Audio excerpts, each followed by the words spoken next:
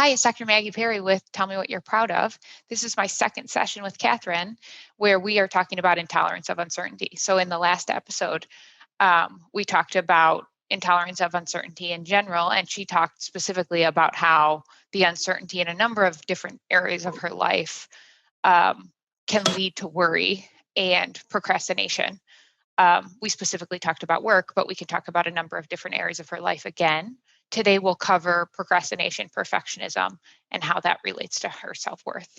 So, Catherine, thank you so much for being on the show again. Sure thing. Thanks for having me. So we left off talking about how I think you were starting to talk about procrastination. Do you want to tell me a time in your life where you've procrastinated, how that relates to uncertainty? Yeah, I feel like, procrastination is something that I didn't even realize really tied into perfectionism until I started going to therapy. And I could think of countless examples of times that I procrastinate. I still procrastinate.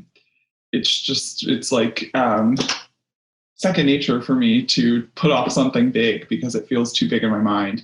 I guess a good example would be years ago, I was kind of at this crossroads in my career and I was trying to decide what to do next. And so I was exploring the idea of going to business school. But the idea of studying for the exam and getting a really high score on it was so overwhelming in my mind. And so it was just so much that I always procrastinated actually studying.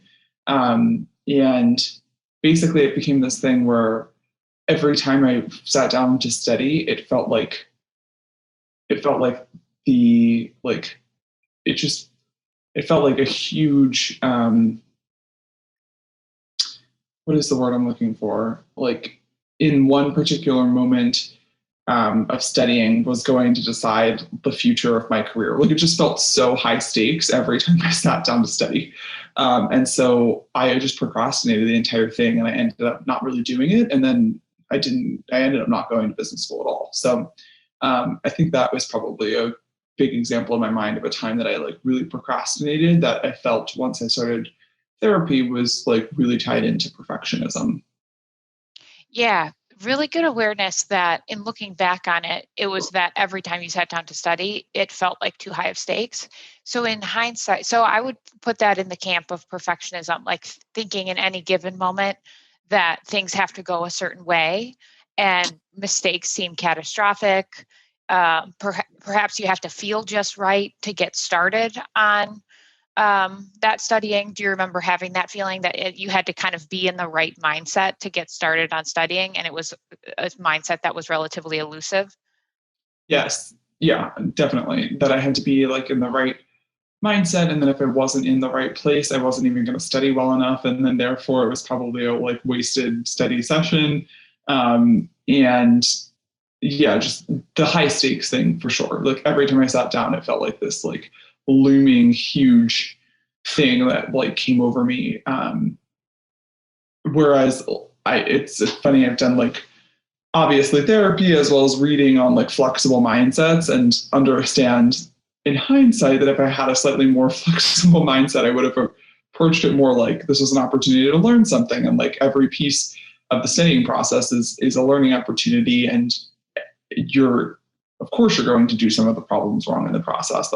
That's the entire experience of learning the games of the test and things like that. But for me at the time, it was just very overwhelming.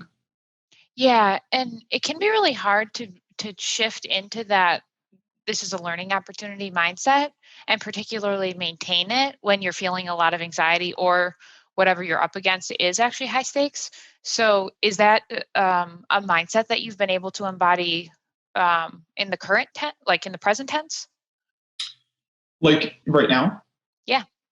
Yes, sometimes. I would say I have to continually remind myself that.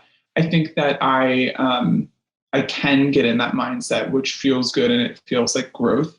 It's just a reminding myself when I feel those waves of perfectionism and if I don't do something correct in any one given moment, that it's actually a learning opportunity. It's not second nature for me to think this is a learning opportunity and this is fun and like this is cool to explore, but I can remind myself it, and I can feel a sense of calm in remembering that and start to approach things like a little more playfully, I guess.